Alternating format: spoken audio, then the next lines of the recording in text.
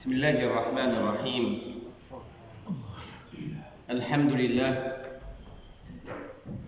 لله الذي خلق الإنسان وفضله بالأصغرين القلب واللسان، نحمده على ما علم من البيان، ونشكره شكرا كثيرا على ما أولى من الإحسان، ونشهد أن لا إله إلا الله وحده لا شريك له شهادة نرجو بها الفوز والأمان. القائل قال الله تعالى في كتابه الحكيم: إن إبراهيم كان أمة قانتا لله حنيفا ولم يكن من المشركين شاكرا لأنعمه اجتباه وهداه إلى صراط مستقيم، وآتيناه في الدنيا حسنة وإنه في الآخرة لمن الصالحين.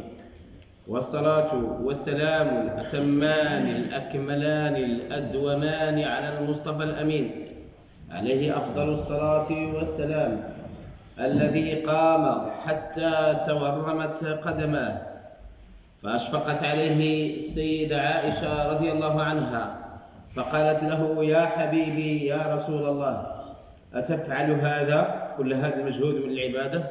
أتفعله وقد غفر الله لك ما تقدم من ذنبك؟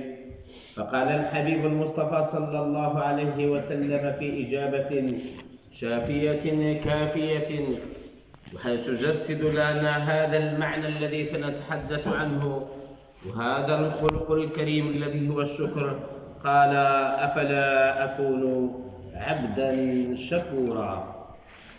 أيها الأحبة الكرام، حديثنا عن خلق من خلق الربوبية تكرم به الأنبياء وخص به عباده الأتقياء الصادقين الصابرين الصائمين، فقال الله عز وجل في حقهم: وقليل من عبادي الشكور. وجميل ما أتمثلت به الأبيات القمة في الروعة والجمال: من جاور النعمة بالشكر لم يخشى على النعمة مغتالها. بعدما وصلنا إلى هذه المحطة الغالية، ذكرنا آنفا البارحة أن اليوم الأول يحتاج منك إلى الصبر الذي فيه شدة، محنة، فيه بلاء، فيه كذا. واليوم الثاني الذي هو فيه نعمة، فيه عافية، فيه صحة. الرسول صلى الله عليه وسلم يقول: نعمتان مغبون فيهما كثير من الناس، هما الصحة والفراغ.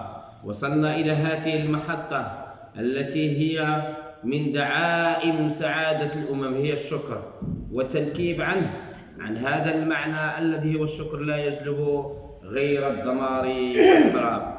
من جاور النعمة بالشكر لم يخشى على النعمة مغتالها. لو شكروا النعمة زادتهم مقالة الله التي قالها: لئن شكرتم لأزيدنكم، لكنها كفرانها غالها. والكفر بالنعمة يدعو إلى ماذا؟ ما معنى الكفر بالنعمة؟ هو جحد النعمة.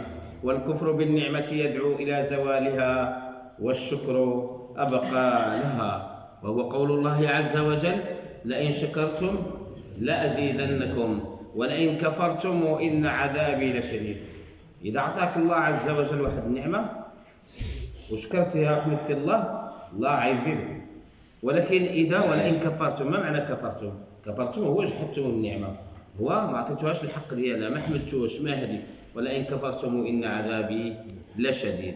أيها الأحبة الكرام، الشكر ما معناه؟ مجموعة من المعاني نأخذ منها. الشكر صرف العبد جميع ما أنعم الله به عليه في طاعته. أي نعمة أنعم عليك بها الله، سواء من مال، من أبناء، من ذرية، من كل هذه النعم تصرفها: نعمة العينين، نعمة الأذنين، نعمة السمع، نعمة البصر، هذه النعم كلها تصرفها في طاعة الله عز وجل. فالعينين مثلا تصرفها في طاعة الله، عدم النظر إلى المحارم، عدم النظر إلى الحرام، إلى المنكرات، إلى الفواحش. هذه شكر للنعمين، للعينين. قال الله عز وجل: يغضون ماذا؟ يغضون أبصارهم في أوصاف عباد الله المؤمنين. وقل للمؤمنين يغضوا من أبصارهم، شكر الفرج، ويحفظوا فروجهم ذلك أزكى لهم إن الله خبير بما يصنعون. وقل للمؤمنات يغضضن من أبصارهن ويحفظن فروجهن ولا يبدين زينتهن إلا ما ظهر منها وليضربن بخمرهن على جيوبهن ولا يبدين زينتهن إلا لبعولتهن إلى آخر الآيات. هذا هو الشكر، شكر هاتين.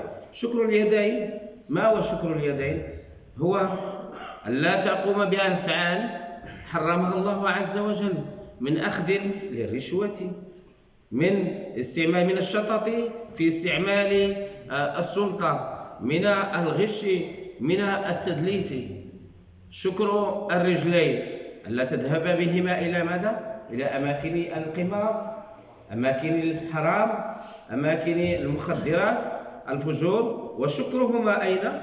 شكرهما في بيوت الله، تذهب بهما إلى المساجد، تمشي إلى قضاء حاجة من حوائج المسلمين، من حوائج أخيك، أرملة، يتيم، صدقة جارية.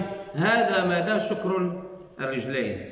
الغنى، لديك مال، ما هو شكره؟ تتصدق به على الفقير، على المسكين، على المحتاج، تساعد إنسان له به حاجة إلى غير ذلك.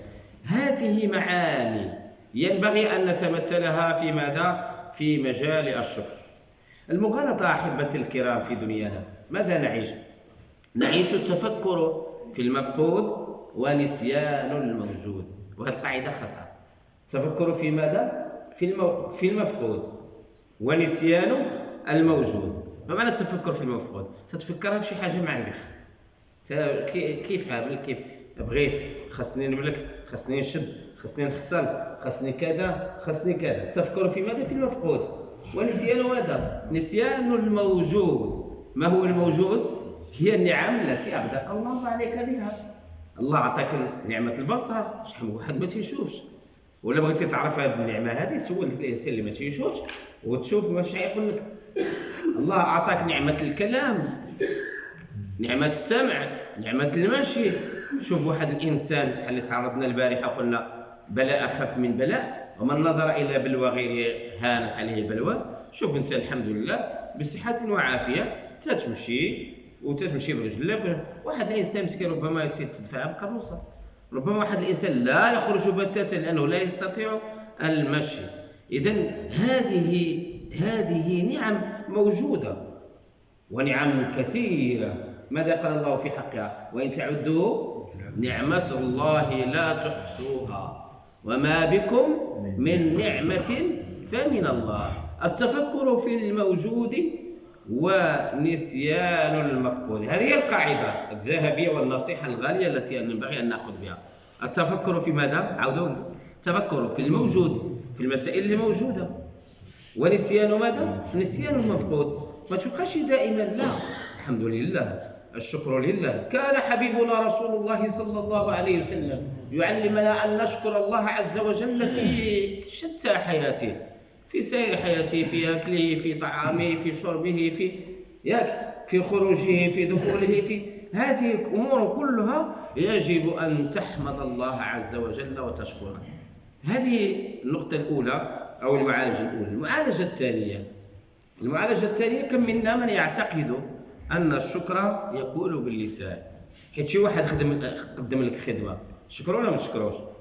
من لم يشكر الناس لم يشكر الله عز وجل. اللي ما شكرش الناس راه ما شكرش الله عز وجل. هذا الشكر خصو يبان في تجسد هذا العنوان الرباني النبوي، تجسده في دنياك. شحال من واحد تيجي الله الشكر يكون باللسان فقط، ولكن الشكر واش كاين باللسان؟ لا، الشكر باللسان ثناء واعترافا، وبالقلب شهودا ومحبة، وبالجوارح جسد الإنسان طاعة وانقيادا. وهناك شكر أعلى وهو الشكر على المكاره. ما هو الشكر على المكاره؟ سنراه بعد معالجته. الشكر يكون باللسان ثناء واعترافا. ثناء واعترافا، شي واحد قدم لك خدمة فإنك تشكر الله، تشكره. الله عز وجل قدم لك النعم فإنك تحمد الله وتشكره. والحمد لله أننا دائما نطالع في متى تصليت تقول ماذا بداية؟ بسم الله الرحمن الرحيم، الحمد لله رب العالمين. تشكر الله على نعمائه وآلائه التي لا تعد ولا تحصى. وملي يقدم لك شي واحد شي حاجة تقول له شكرا جزيلا، ياك الشكر موصول وهلم جرا. إذن هذا باللسان وبالقلب.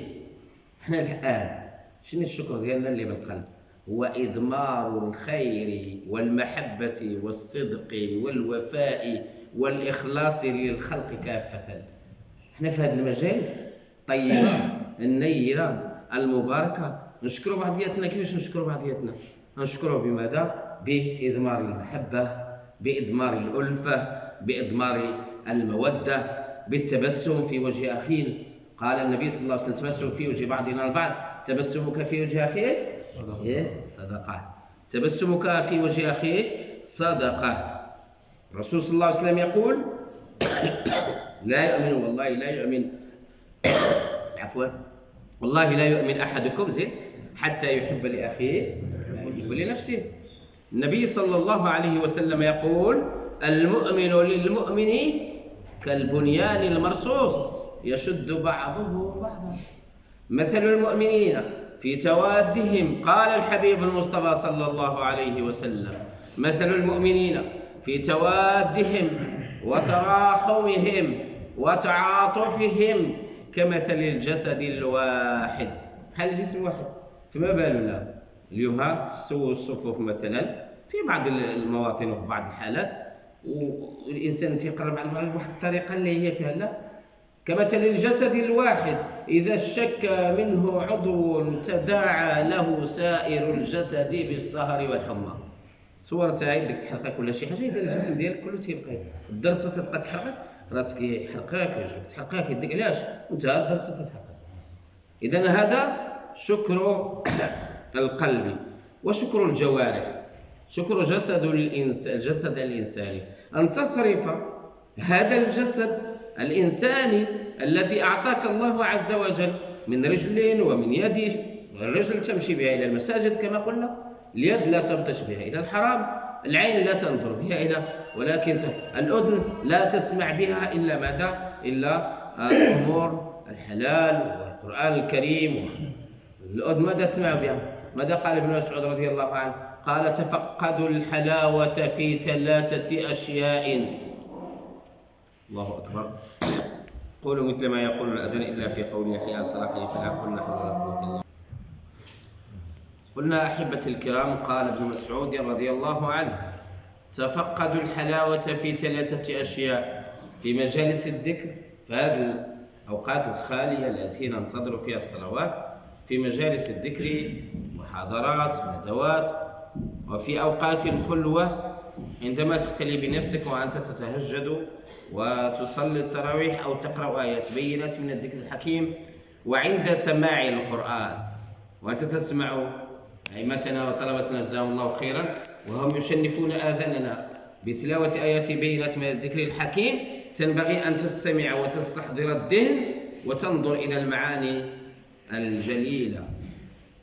قال: هذه الأمور 3 في مجالس الذكر وفي أوقات الخلوة وعند سماع القرآن. ثم قال: فإن لم تجد قلبك في هذه المواطن، لم جبرتيهاش، فسل الله أن يمن عليك بقلب فإنه لا قلب لك.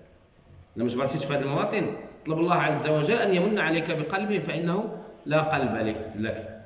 إذا قلنا شكر اللسان ثناء واعترافا، شكر القلب شهودا ومحبة، شكر الجوارح طاعة وانقياد. وهناك مرتبة عالية أفضل من هؤلاء، شنو هي؟ وهو الشكر على المكاره. كاين الشكر على المكاره؟ نعم. شنو هو الشكر على المكاره؟ هو كظم الغيظ عند الغضب. ملي تغضب ما تنوضش تنفعل في المسجد، تغضبها مع الاخر وتنوض تنفعل وتنوض تكلم ولا لا، كظم الغيظ عند الغضب، ولا مع أصدقائك ولا مع أهلك أو جيرانك أو إخوانك، والكاظمين الغيظ والعافين عن الناس. يعني كذا عبد أطفأ جمرة أو هذه لأنها جمرة، الغضب جمرة من النار والنار لا يطفئها إلا الماء. ألم تروا، قال النبي صلى الله عليه وسلم، تروا إلى انتفاخ أوداجه وإلى احمرار عينيه وإلى سرعة تقلبه في الكلام وإلى هذه كلها. إذن كظم الغيظ عند الغضب. النبي صلى الله عليه وسلم ماذا يقول؟ ليس شديد عند السرعة، إنما الشديد الذي شنو هو القوي، ماشي الذي لا يمتلك عضلات مفتولة أو يمتلك سرعة الرد في الكلام، ولكن زيد الشديد هو الذي يملك نفسه عند الغضب. في ساعة الغضب تعرف كيفاش يتصرف في المواقف، كيفاش يرد، كيفاش يحيد الانفعالات. إذن هذا هو الشكر على المكاره. وبطبيعة الحال أحبتي الكرام، هذا الشكر سجية من سجية الأنبياء والمرسلين والصالحين، ولنا ختاما في رسول الله صلى الله عليه وسلم فيهم أسوة حسنة. خذوا معي نظرا لضيق الوقت نأخذ مثل نبي الله إبراهيم عليه السلام. إبراهيم عليه السلام ما تناول، نبي الله إبراهيم عليه السلام ما تناول قط طعاما قط إلا ومعه ضيف أو زائر. فمن كرمه ومن إظهار النعمة كان يغدقها على المحتاجين ويعطيها للطارقين السائلين. قال الله عز وجل في حقه: إن إبراهيم كان أمة قانتا لله حنيفا ولم يكن من المشركين شاكرا لأنعمه شاكرا لأنعمه اجتباه وهداه إلى صراط مستقيم. شوفوا نبي الله سليمان عليه السلام وملكة بلقيس من اللي سمع بها، قال: أيكم ياتوني بعرشها قبل أن ياتوني مسلمين. قال عفريت من الجن أنا آتيك به قبل أن تقوم من مقامك وإني عليه لقوي أمين. عفريت ديال الجن قال له: قبل ما توقف هذا الكرسي نكون جاب لك لا. شوف الآن. وقال ماذا قال الذي عنده الكتاب؟ وقال الذي عنده علم من الكتاب أنا آتيك به قبل ماذا؟ قبل أن يرتد إليك طرفك. بالمترمج قبل أن يرتد إليك طرفك. من اللي شافوا شنو قال؟ واش أنا عندي علم؟ واش كذا؟ فلما رآه مستقرا عنده قال: هذا من فضل من؟ من فضل الله. قال: هذا اللي خصنا نستشعره. قال: هذا من فضل ربي ليبلوني أشكر وما أكفر، ومن شكر فإنما يشكر لنفسه ومن كفر فإن ربي غني كريم. وختاما حبيبنا رسول الله صلى الله عليه وسلم كان يشكر الله عز وجل في سائر حياته. من اللي ينفقوا في الصباح ماذا نقول؟ الحمد لله الذي أحيانا بعدما أماتنا وإليه النشور. الحمد لله. من شرب الماء تلمى. الحمد لله الذي جعله عذبا فراتا، يعني جعله عذبا فراتا بماذا؟ برحمته، ولم يجعله هذا الماء وكان بإمكانه أن يجعله، ولم يجعله ملحا أجازا بذنوبنا. من تشوف شي واحد مبتلى في أي مسألة علمنا الحبيب المصطفى صلى الله عليه وسلم أن تقول: الحمد لله الذي عافاني مما ابتلي به كثير من عباده المؤمنين. أصبحنا وأصبح الملك لله في أي مسألة، في مسألة الأكل، في مسألة الخروج، في مسألة الذهاب. ورى النبي صلى الله عليه وسلم السيدة عائشة رضي الله عنها قالت: تفعل هذا يا حبيبي يا رسول الله؟ قد غفر الله لك ما تقدم من ذنبك. فقال النبي صلى الله عليه وسلم: أفلا أكون عبدا شكورا؟ فاللهم ازرع خلق الشكر في قلوبنا، اللهم اجعلنا من الشاكرين لأنعمك الذاكرين لأوليائك. وصلى الله على سيدنا محمد وعلى آله وصحبه أجمعين.